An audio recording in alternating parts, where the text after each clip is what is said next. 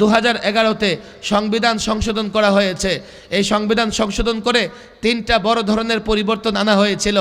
এক, 32 বছর বাংলাদেশের সংবিধানে বিসমিল্লাহির রহমানির রহিম ছিল, এটাকে বের করে দেওয়া হয়েছে। আল্লাহর উপর আস্থা বিশ্বাসের মূল নীতি 32 বছর বাংলাদেশের সংবিধানে ছিল, এটাকে বিলুপ্ত করা হয়েছে, এটাকে মুছে দেওয়া হয়েছে।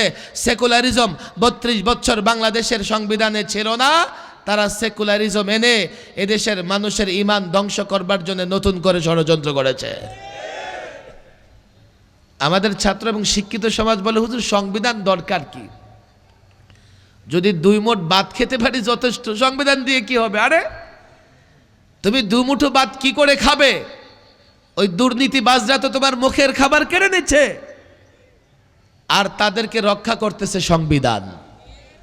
তুমি যদি সংবিধান ঠিক করতে না পারো, 2 মুঠো ভাত শান্তিতে খেতে পারবে না।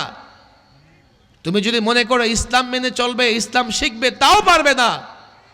সংবিধানে সেকুলারিজম এনে রাষ্ট্রকে ধর্মহীন করে তোমাকে ধর্মহীন করবার চক্রান্ত হয়েছে। এই সেকুলারিজম নিয়ে অনেকেই পড়াশোনা করে না।